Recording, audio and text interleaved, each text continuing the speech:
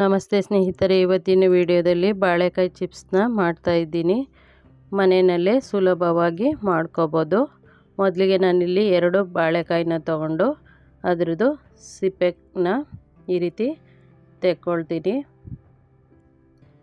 ಇದನ್ನು ನೇಂದ್ರೆ ಬಾಳೆಕಾಯಿಂದನೂ ಹೆಚ್ಚಾಗಿ ಮಾಡ್ತಾರೆ. ನಾವು ಇಲ್ಲಿ ಸಿಗುವಂತಹ ಪಚ್ಚಬಾಳೆಹಣ್ಣು ಕಾಯಿಂದ ಮಾಡ್ತಾಯಿದ್ದೀವಿ. ಹಾಗೆಯೇ ನಾವು ಏಲಕ್ಕಿ ಬಾಳೆಕಾಯಿಂದನೂ ಮಾಡ್ಕೊಳ್ತೀವಿ. ತುಂಬ ರುಚಿಯಾಗಿರುತ್ತೆ.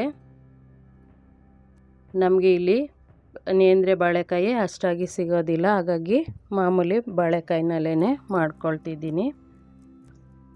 ಇಲ್ಲಿ ಇವಾಗ ನಾನು ನೀರಿಗೆ ಸ್ವಲ್ಪ ಅರಿಶಿನ ಪುಡಿನ ಸೇರಿಸಿ ಬಾಳೆಕಾಯಿ ಮುಳುಗೋ ಅಷ್ಟು ನೀರನ್ನು ಹಾಕ್ಕೊಂಡು ಇಟ್ಟಿದ್ದೀನಿ. ಬಾಳೆಕಾಯಿ ಮೇಲ್ಭಾಗ ಕಪ್ಪಾಗತ್ತೆ ಅನ್ನೋದಕ್ಕೋಸ್ಕರ. ಆನಂತರ ಒಂದು ಸಣ್ಣ ಬೌಲ್ಗೆ 4 ಸ್ಪೂನಷ್ಟು ನೀರನ್ನ ಹಾಕ್ಕೊಂಡು ಅದಕ್ಕೆ ಅರ್ಧ ಸ್ಪೂನಷ್ಟು ಉಪ್ಪು ಹಾಗೆಯೇ 1-2 ಚಿಟಿಕೆಯಷ್ಟು ಅರಿಶಿನ ಪುಡಿನ ಸೇರಿಸಿಟ್ಕೊಂಡಿದ್ದೀನಿ. ಇವಾಗ ಎಣ್ಣೆ ಕಾದಿದೆ.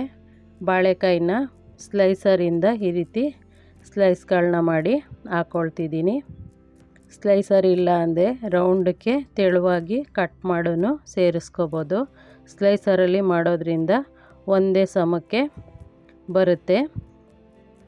ಈ ರೀತಿ ಎಣ್ಣೆ ಎಷ್ಟು ಹಿಡಿಯುತ್ತೋ ಅಷ್ಟು ಬಾಳೆಕಾಯಿನ ಸೇರಿಸ್ಕೊಂಡು ಇದು 1-2-3 ನಿಮಿಷ ಬೆಂದಾಗ ನಾನು ಇದಕ್ಕೆ ಅರಿಶಿನ ಪುಡಿ ಹಾಗೆಯೇ ಉಪ್ಪನ್ನ ಪುಡಿನ ಸೇರಿಸಿಟ್ಕೊಂಡಿದ್ದೀನಲ್ಲ, ಆ ನೀರನ್ನ 1-2 ಸ್ಪೂನಷ್ಟು ಹಾಕ್ಕೊಳ್ತೀನಿ.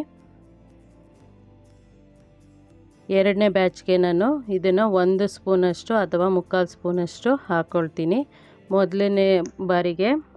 ಮೊದಲನೇ ಬ್ಯಾಚ್ಗೆ ಇದು ಕಡಿಮೆ ಎಣ್ಣೆಯಲ್ಲಿ ಯಾವುದೇ ಉಪ್ಪಿನಂಶ ಇರೋದಿಲ್ವಲ್ಲ, ಹಾಗಾಗಿ 2 ಸ್ಪೂನ್ನ ಹಾಕ್ಕೊಂಡಿದ್ದೀನಿ.